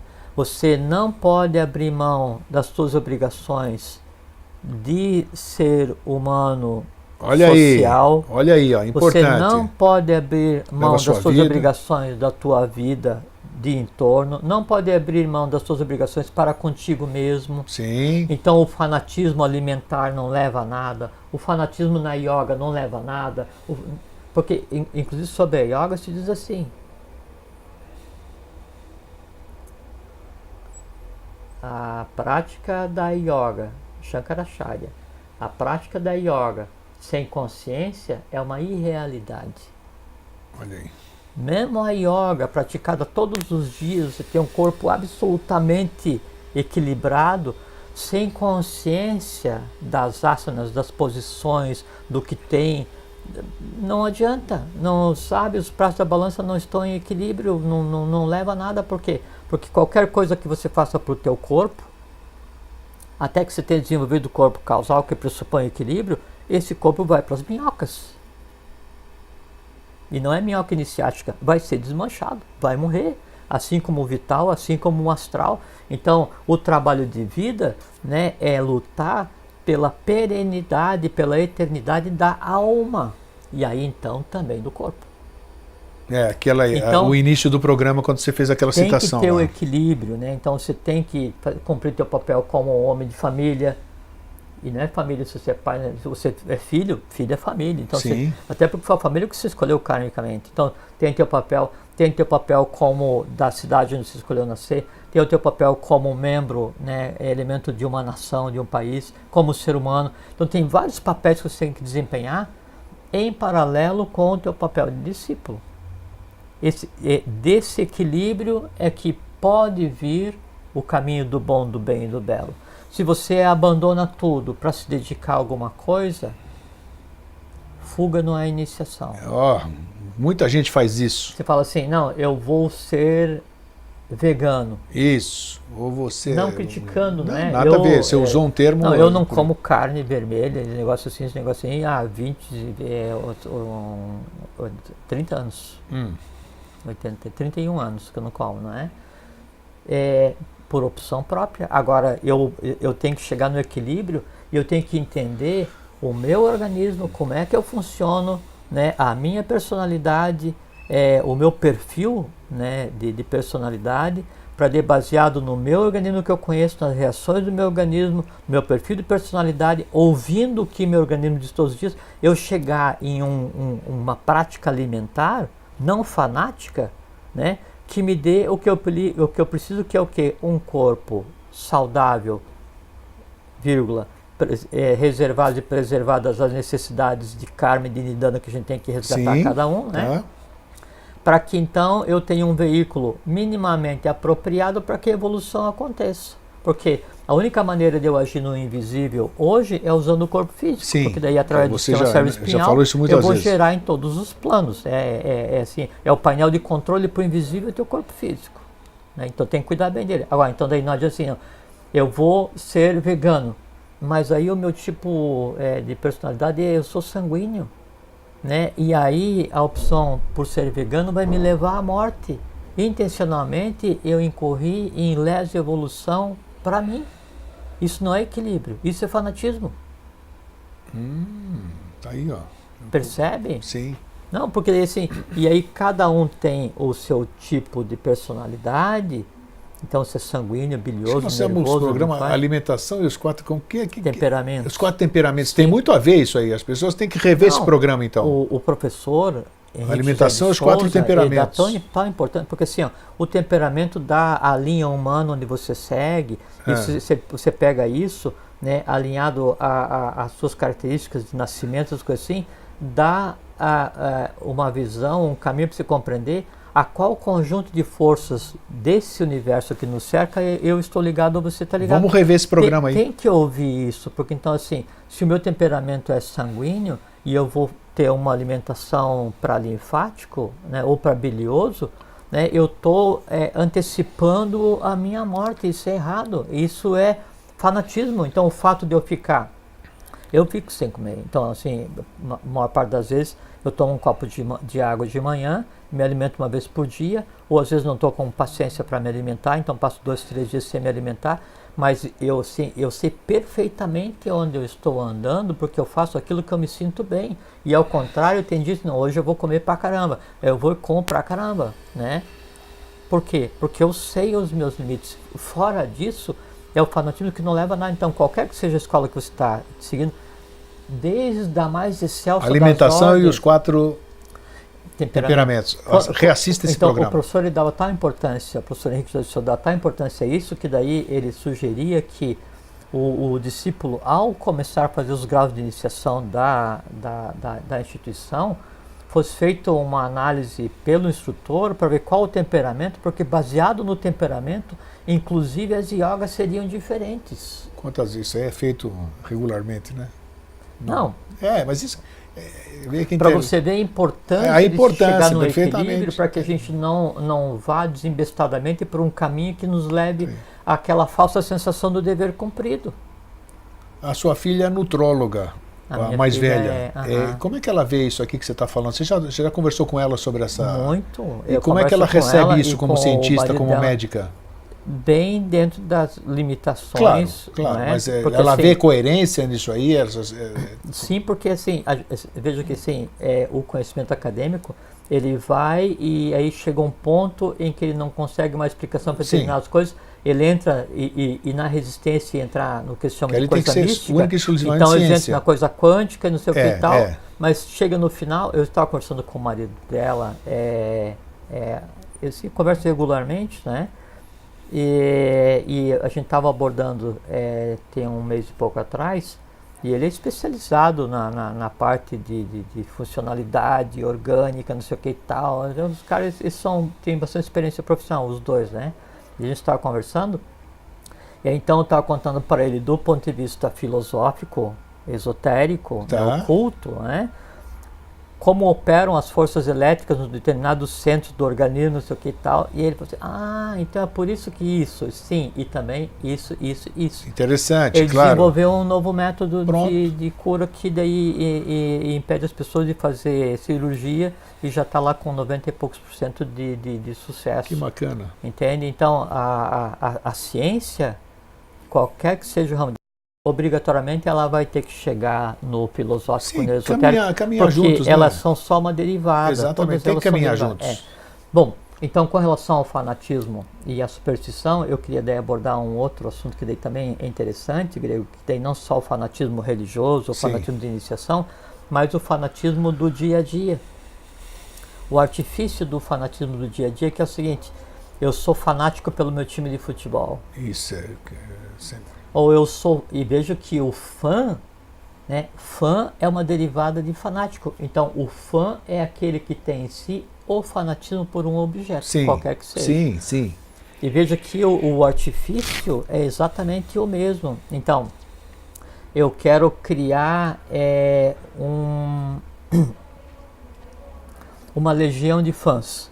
E veja assim, então, o fanatismo é o caminho pelo qual é incutido, né, na pessoa o domínio. E esse caminho pelo qual é incutido na pessoa o domínio é baseado daí na emoção instintiva. Lembra que tem a supraemoção, tem a autoemoção e a emoção instintiva, que é aquela emoção orgânica do parte do astral mais baixo. Então, pela emoção instintiva se instala o fanatismo, né, ou ser fã, porque da emoção instintiva potencializada, daí também por uma vontade instintiva, ela domina as decisões. Então, eu sou fã de determinado jogador de futebol. Primeiro, eu gosto da maneira como ele joga futebol. Daí, os veículos de comunicação ou a estratégia de marketing em função daquele jogador, né, começa assim, porque o jogador isso, ele fez não sei o que, ele joga pra caramba, tal. Isso, nossa, mas que cara bom, tal. Aí aquele gostar se transforma em admiração. Tudo ainda entrando na emoção instintiva.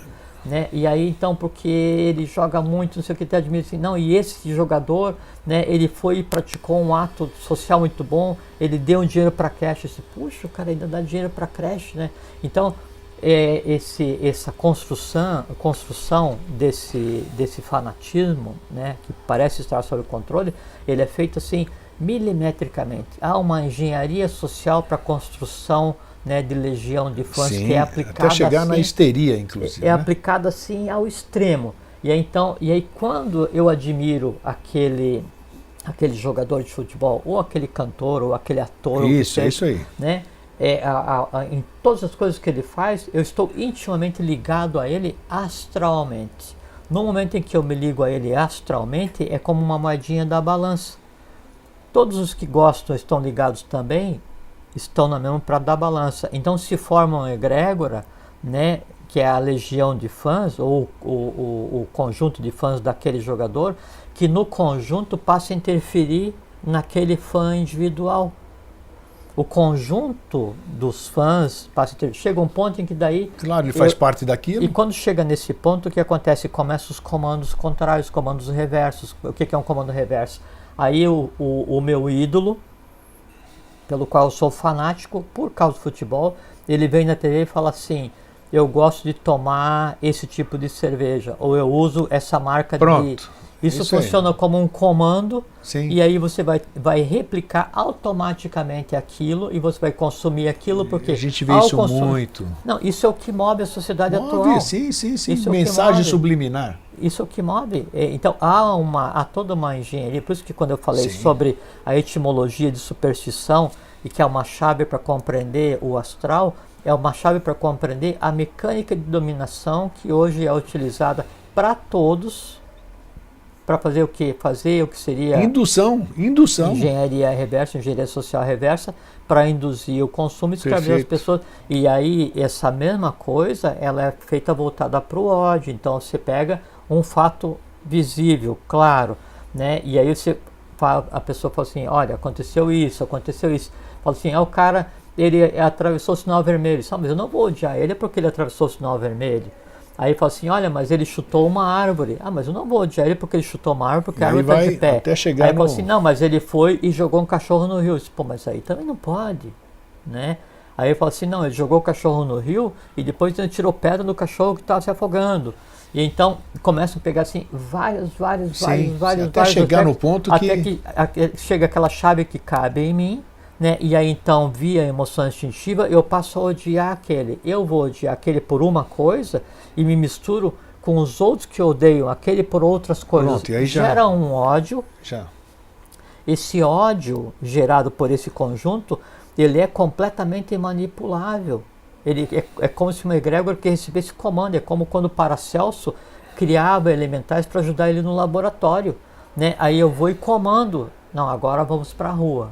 Agora vamos fazer isso. Agora vamos fazer aquilo. Então, a manipulação das massas é baseada na manipulação reversa, né, do astral, onde então se entra pela emoção instintiva, pela vontade instintiva, e se comanda as pessoas como se fossem marionetes, né, e elas pensam que aquilo ela está exercitando a sua própria vontade, mas não, ela está dando vazão à vontade instintiva, baseado na emoção instintiva, baseado no fanatismo, que daí nesse caso está ligado ao ódio e que precisa ser exteriorizado, e isso aqui provoca as guerras, porque daí o que é que acontece? A população de qualquer país, não só do Brasil, ela é manipulada de tal forma, assim, vou escolher um inimigo comum, país que está do lado, e aí começa a criar fatos, né? E aí você vai e coroa esses fatos criados que geraram ódio com o medo e fala assim, não, e esse que nós odiamos, ele pode nos invadir. Aí a população, o povo, né, que outorga a um terceiro o maior poder que existe, que é a representatividade, e fala assim, não, pode tomar atitudes em nosso nome. Daí aquele que está dirigindo, que tem outros interesses quaisquer, é um traidor, que é pior do que um ladrão, né? O traidor é 1 milhão de vezes pior do que um ladrão. Ele vai e move a nação para uma conflagração baseada em interesses outros, e os puros, inocentes, fanáticos baseados no ódio morrem. Faz parte. Contra isso que nós temos que lutar. Exatamente. E como é que a gente luta contra isso, Grego? A gente vai para a rua para brigar e atirar pedra no que está manipulando? Nós vamos tocar fogo? Não. A gente dá embate ao fanatismo, ao erro, ao ódio, não brigando contra aquele que está manipulando as pessoas, mas dando consciência para que as pessoas se libertem e percebam que, na verdade, a vontade dela, que ela pensa que é a vontade, é uma vontade instintiva, ela está sendo manipulada. Que aquele ódio que ela sente é um ódio induzido que foi manipulado. Então, quando a pessoa percebe, mas eu estou me comportando como um fanático, né? Que esse não sou eu. Esse ódio não é meu. Não era meu, agora é, mas eu preciso me libertar. Não, a mãe tem que, ela compreende isso, ela rompe os cordéis, né? E percebe que na verdade ela não é marionete, ela é um ser humano, mais humano do que aquele que a estava manipulando. E aí então ela se é senhora de si mesma, transforma o seu destino e transforma o destino da nação na qual ela escolheu nascer. Então eu gostaria, para a gente encerrar, que você, tudo isso que você falou, bate nas primeiras frases que você pronunciou. Repete o negócio da alma, do corpo, que você disse no começo. Sim, quando o corpo manda na alma, então nós temos dor, sofrimento, karma e morte física. O corpo manda na alma. Tá. Quando o corpo, assim, quando o instinto manda na emoção, né? Instinto mandando na emoção, ok. E quando a emoção manda na intuição, né, ou no abstrato, daí nós temos dor, sofrimento, karma e morte espiritual. Tá? Então, se nós vamos agir sempre de baixo para cima, o resultado sempre é catastrófico evolucionalmente, não é? Se a gente vai agir de cima para baixo, deixando que daí a intuição haja no abstrato, que daí haja na mente concreta, que haja na emoção, que haja no instinto, que faça com que a ação correta aconteça, essa é a divindade. E quanto mais daí a minha alma se aproximar do meu espírito, que sou eu mesmo. Sim. Mas isso aqui é uma opção própria, eu que decido quando. Claro. Mais serena, mais pacífica, mais harmônica e mais justa é a minha existência. Fora disso, nidana, dor, sofrimento, karma, ignorância, morte, superstição, fanatismo. Tudo contra a lei. Isso é a Dharma. Viver no bom, no bem e no belo, isso é Dharma. Isso é a lei, é assim que a gente vive como seres humanos. Maravilha. Eu sugiro, eu vou fazer isso. Depois vou anotar essa frase dele e vou botar aqui dentro do cafofo aqui. Eu vou deixar... É bom você estar lembrando. Você olha para aquilo, você vai lembrar, você vai falar, até que aquilo toma parte do seu ser e você já não precisa mais ler, já está dentro de você, você já sabe as prioridades, em vez de baixo para cima, como o Jorge falou, agir pelo contrário, assim, de cima para baixo.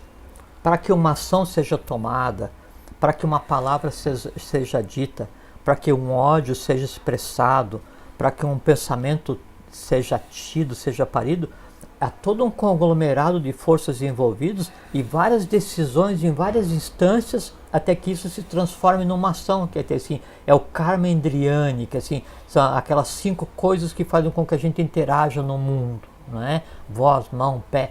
E então o que eu tenho que fazer é fazer com que essa mesa decisória ela não seja uma casa de loucos, não seja baseado no instinto, porque se eu deixar que as minhas ações sejam baseadas nos instintos, não posso culpar ninguém, porque o instinto ele é o que é, ele não tem emoção e não tem razoabilidade. Isso.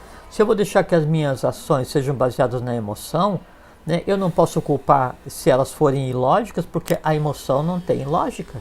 Se eu for agir baseado somente na lógica, eu vou agir grotescamente, né? Eu não posso me culpar, porque daí a minha ação ela não teve um amor fraterno envolvido, ela não teve uma abstração. Por quê? Porque a mente concreta não entende de abstração.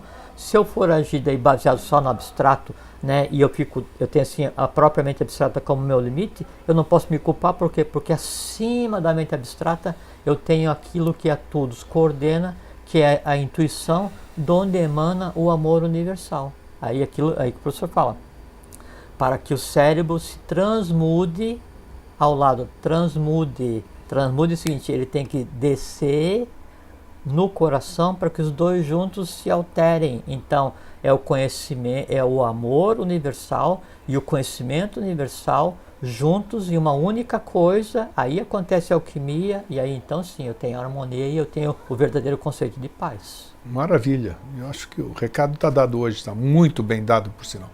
Mais uma vez vou cumprimentar a lei, estou gostando. Eu acho que ele perdeu a passagem da Nova Zelândia agora. Com o preço das passagens cortaram, agora tem que ir direitinho. Não, eu estou brincando, sabe que a gente sempre brinca. A gente leva essa forma, como é que se diz? Tem um termo aqui... lúdica, né? A gente leva sempre o programa de forma lúdica, mas a gente está falando sério, né? O professor Henrique José de Souza, né? Então, ele era extremamente brincalhão, né? Ele assim, gostava de fazer, um dia eu reparto algumas coisas que eu ouvi, né? Tá.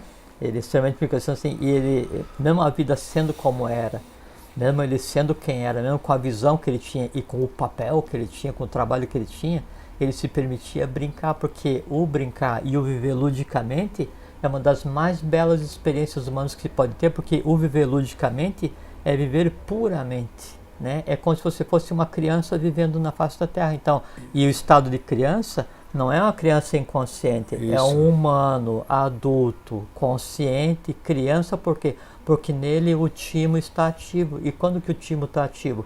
Quando o cérebro se transmudou ao lado do coração, vem o estado de pureza. Pronto, nota 10, não precisa dizer mais nada. Só resta dizer aquele... Obrigado para o Jorge mais uma vez, né? Bambino, obrigado a você. E um fraterno abraço e um feliz sempre. Fraterno abraço a todos, fiquem bem, fiquem em paz e tenham uma boa vida.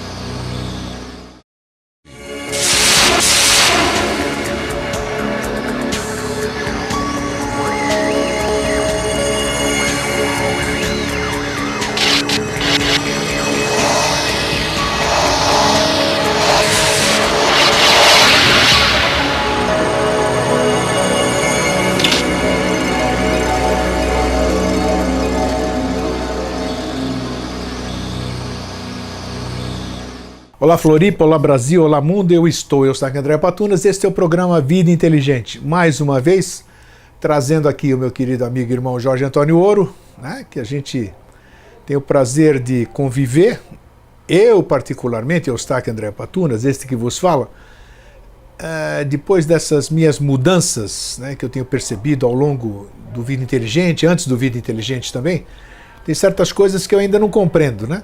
Muita gente fala com muita certeza as coisas, não, porque é isso, é tal, é causalidade, usam esses termos que eu aprendi de 10 anos para cá, e eles me falam com uma certeza que eu ainda não tenho.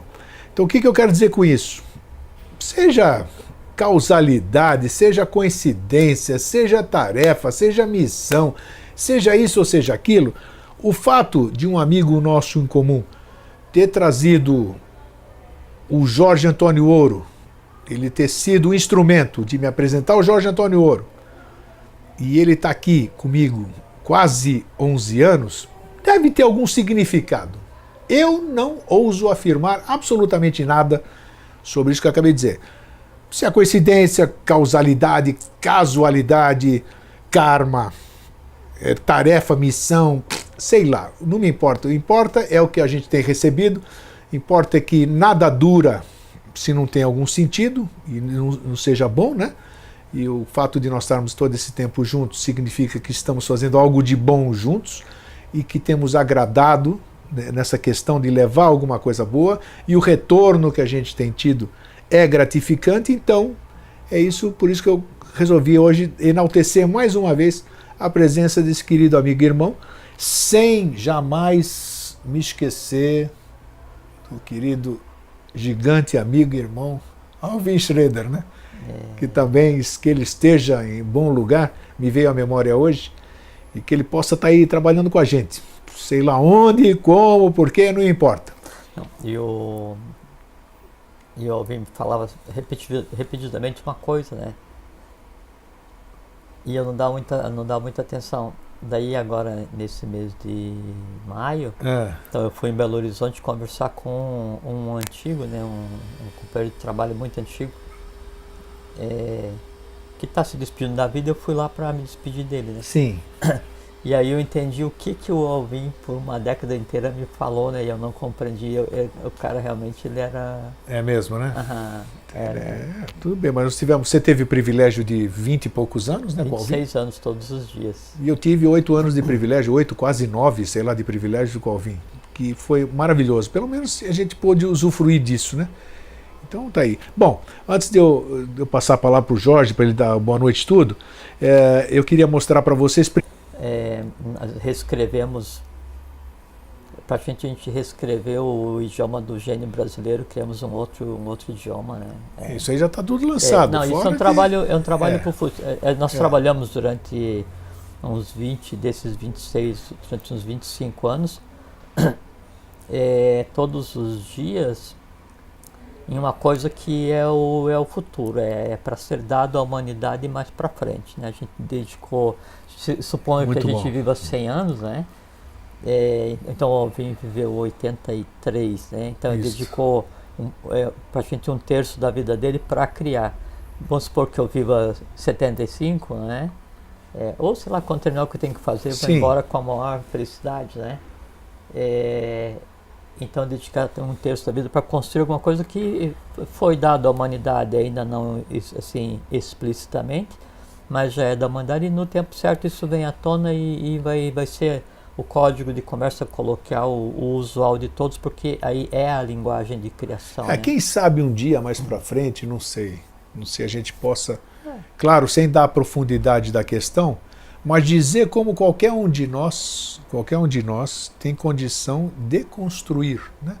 Mesma coisa, desde que você... Eu não sei se seria um assunto para ser abordado, porque... Por isso que eu disse, um dia, não sei, se tiver a oportunidade... É questão de dar bisturi de presente, né? É verdade, para quem não sabe lidar. Em que época que eu vou usar, se muito cedo causa mal, se na hora certa causa bem. Não, eu digo naquela questão que nós já falamos aqui, por exemplo, como você pode... lançar alguma coisa boa, como você pode criar alguma coisa boa através coisas que nós já falamos, seria bom recordar. Coisas você já colocou na internet. Sim, já colocamos. Foi. Tem coisas que você colocou, e tem assuntos e expressões e mesmo textos escritos sobre esse assunto que jamais... É verdade. Não é que jamais saiu de uma escola de iniciação, é que jamais havia sido produzido em outra escola de iniciação por ninguém. Isso. E agora circula no... Coisa dos tempos. Coisa dos tempos, do novo ciclo. A questão do fogo que nós já conversamos aqui, de Fourhat, né? E a transformação que nós já explicamos. Então é isso aqui que eu queria aprofundar um dia, né? De como se trabalha com esse mecanismo. Mas quem sabe, se tiver que ser assim, assim será. Para que não... Se bem que tem uma coisa, né, Grego, que Isso o professor Henrique de Souza, ele sempre falava, então questionava assim, professor, mas por que você falou tão abertamente esse assunto em Dharana, se isso nunca foi dado à humanidade? Né? E ele dizia que assim, o conhecimento secreto, né, ele pode ser dado em determinadas doses abertamente à luz do dia, porque para aquele que não tem a pureza de coração e não saiba o que está fazendo, e se for praticar aquilo, o resultado é nulo. Inócuo, nulo. Sim. E para aquele que tem um coração invertido, que sim, que seja ligado ao mal, e vá praticar aquilo em busca de poder alguma coisa, o resultado é o contrário, pratica mal a ele. Sim. Né? Então, mas por via das dúvidas. Nada, a água aparece quando o poço está pronto, né? E esse tipo de conhecimento tem que ser assim, pessoa. E até questionei você por e-mail, lembra que eu te fiz a pergunta aí? Eu falei, Jorge, por que eu não estou nem aí com o roncador? Não estou nem aí, não. Eu não tenho a mínima vontade de conhecer o roncador. Não tenho curiosidade de conhecer o roncador. Apesar de tudo que falo. Agora, em compensação, você me fala Sistema Geográfico Sul Mineiro, eu estou lá, onde você quiser. Carmo de Minas, Ayuruoca, São Tomé das Letras, onde você quiser. São Lourenço. Então, isso me atrai bastante. Aí você disse que é questão de afinidade. Como é que é isso? Cada um está ligado a uma vertente, como se fossem 3 gunas, né? Então, uma representa o passado, uma o presente e uma o futuro. Todos os três têm trabalhos distintos. E cada um de nós tem uma tônica, né? E esses 3 são tônicas sétuplas, por isso 7 cidades no entorno. Ah, sim, tá. Então, a gente sempre vai estar mais afinizado com um dos locais e com um dos 7 do entorno desse ponto. Que interessante, né? E isso assim, é como se você fosse um aparelho de rádio e lá emite uma frequência. São Perfeito. 21 frequências. Tá. Tem uma dessas que é a frequência no qual a voz para você é audível. Esse é o teu lugar. Mas tenho que enaltecer também, apesar disso, é líquido e certo o que você falou. Apesar de que uma coisa muito importante, que foi a minha condecoração, a minha menção como membro honorário da SBE, sim, aconteceu em Itaparica. Né? Foi maravilhoso o que eu senti em Itaparica, foi maravilhoso a oportunidade que eu tive de vivenciar certas coisas em Itaparica, que você sabe, né? Não quero tornar público aqui porque foi uma coisa muito privada, a honra, o privilégio de participar foi uma coisa maravilhosa, então é interessante isso. Todos esses lugares mágicos, né? Eles ficam falando e produzindo novidade o tempo todo lá, né? Sim. E se você vai nesses locais e você fica em silêncio, que assim, a tua alma fica em silêncio, né? Daí você ouve aquilo que você precisa ouvir. Então, sempre que você vai nesses locais, sempre tem assim, essas experiências distintas, essas coisas. Elas acontecem porque isso é uma coisa natural e não é nem mística, nem mítica, né? É só uma coisa natural. Claro. Mas isso é bom, porque a gente vai sentindo e vai percebendo esse tipo de coisas. Bem, porque isso que a gente fala de lei, de esse caminho de evolução, mundos internos, Agartha, Shambhala, Maitreya, Buda, ordens secretas, Atlântida, Pramanta, assim, pode parecer uma coisa abstrata, um discurso, né? Mas ele assim, são coisas tão reais quanto o sapato que a gente está usando agora, sabe, Grego? A questão assim, como eu coloco isso na minha vida, como eu estou disposto a ouvir o que isso tem a me dizer constantemente, para então eu perceber isso como realidade.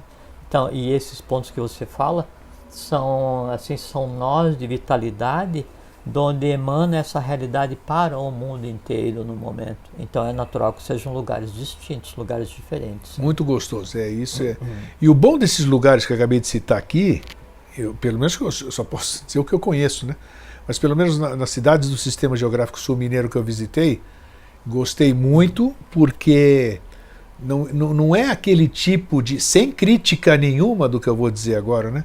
Não é o tipo de... Não existe aquelas comunidades alternativas, né, onde todo mundo é diferente e tem aquela coisa exagerada de misticismo profundo. Isso aqui não, são coisas naturais, são coisas são bonitas. Normais. Exatamente, exatamente. São pessoas normais que têm as suas crenças, mas dentro de um certo equilíbrio. Equilíbrio, a palavra mágica. Isso que é bacana. Isso que é bacana, entendeu? Agora, isso tudo foi muito bom. Todo mundo fala que a gente fala muito no começo e foge ao tema. Isso já foi introdução. Claro que foi introdução. É óbvio, né? Porque o tema de hoje que se apresentou é o fanatismo. O fanatismo. Acabei de dizer que esses lugares que eu já andei lá e percebi, pelo menos nesses lugares aqui, que são departamentos da Sociedade Brasileira de Obiose, podemos considerar assim, departamento, ou eu tenho uma outra terminologia? O sistema geográfico... Não, é que a sociedade, departamento é uma unidade de iniciação que existe em várias cidades. E essas 7 cidades são o quê? Já fizemos programa específico sobre isso, né? Em cada uma delas tem um templo principal, que é São Lourenço, Itaparica e Nova Chavantina, no Mato Grosso. Isso. Né? E aí cada um desses templos da cidade principal tem em torno de si 7 cidades. Que compõem o sistema geográfico. Então são os 3 núcleos, né, de onde emana a coisa toda, né, assim, o trabalho de lei para o Brasil e para o mundo. Isso, então ótimo. Isso é bom.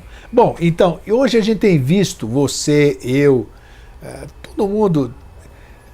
tem percebido ou critica ou fala ou não se sente bem com essa questão que a gente vê, o fanatismo. Eu gostaria que você começasse, senhor Jorge, provavelmente você sabe bem, porque era uma coisa que você teve como grande instrutor, digamos assim, né? Grande amigo. Amigo também, né? O Alvin. O Alvin, ele trabalhava muito com a etimologia das palavras, né?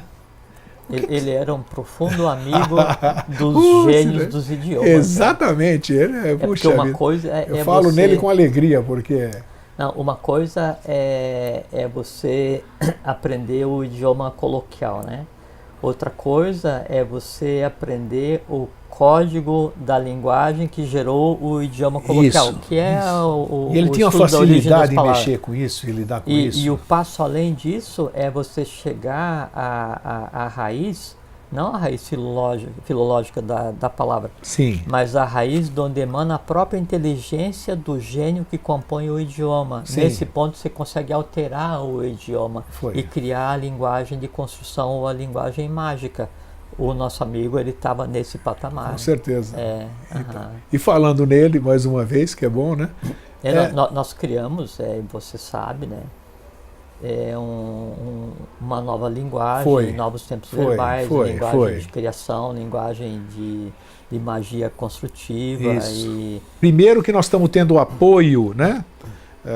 No nosso programa Vida Inteligente, de 2 empresas, que são irmãos eubiotas e que estão aí ajudando o Vida Inteligente a se manter. Uma é a Vita Cosmic, que a Vita Cosmic você está vendo aí no seu monitor, que é uma empresa brasileira sediada na Suíça e que organiza eventos como palestras e cursos para brasileiros na Europa. É interessante. Então, se você tem alguma coisa boa que você queira abrir um mercado, um campo na Europa, você tem a Vita Cosmic que pode te auxiliar nisso. O endereço está aí no seu monitor, entre em contato e converse, faça sua proposta de trabalho. E temos também a Era de Aquário, Viagens e Turismo, que é uma empresa especialista em viagens exotéricas, para qualquer lugar do país e principalmente na região dos sistemas geográficos, seja daqui, seja do Roncador, seja, como é que é o nome lá de Nova Chavantina? É outro sistema geográfico ou não? Não, esse é o do Roncador, né? Do Roncador. E tem mais um sistema geográfico. São Lourenço e Itaparica. Isso, Itaparica, exatamente. Então, se você quiser estar a par de viagens esotéricas com pessoas afins, pessoas que comungam as mesmas crenças, os mesmos objetivos, escreva, entre em contato com a Era de Aquários, Viagens e Turismo. E também nós lançamos mais uma vez, mais um produto, né? A gente vai tentando de tudo. Então aqui as pessoas alguns acharam que era caro adquirir o DVD com todos os HD, com todos os vídeos e com todos os áudios, então nós procuramos fazer alternativas. Então, criei o DVDs de áudio, ou seja, isso aqui, ó, aqui tá vendo Mosaicos do Novo Ciclo, esses 2 moços aqui, né, o Jorge Antônio Ouro e eu, na capa, com mosaico ao fundo. Então criamos 4 DVDs, cujo conteúdo compõe os 226 programas que nós fizemos, Jorge Antônio Ouro e eu, ao longo desses 10 anos e meio já. Então tá aqui, a capa são 4 volumes, né? E aqui atrás tem o conteúdo de cada volume. São cerca de 50, 52, 54 programas em cada DVD de áudio. Qualquer informação que você queira em adquirir, contato@vidainteligente.tv.br, aí embaixo. Bem, acho que era isso. Se eu esqueci alguma coisa, eu vou lembrar durante o programa. E aí, Jorge, como é que você está? Tô bem. Tudo bem? Tô, tudo ótimo. Então isso que é importante, a gente está bem, está com saúde para a gente ir tocando aqui. Você tem alguma novidade, trazendo alguma novidade? Não, só queria mandar um abraço. Nesses dias eu passei em São Lourenço. Coisa boa. Fui em Aiuruoca, que Você fica no também entorno, foi lá, né, sim? 70 quilômetros de São Lourenço. E aí estive com o pessoal do departamento e fui na casa do Arthur e da Branca, então eu queria mandar um fraterno abraço para vocês. Opa, que maravilha, né? Tivemos a oportunidade de conversar por 1 hora, alguma coisa assim, né? E foi uma coisa muito agradável. Muito obrigado pelo convite para ir, né? E pela conversa trocada. O Sistema Geográfico Sul Mineiro é algo realmente mágico em termos de energia, né? Aquela Serra da Mantiqueira, sei lá, né? Você deve saber não, você sabe muito mais do que eu. O que rola por ali, que diz, mas aquele lugar você se sente bem. Eu estava questionando aí, estava falando com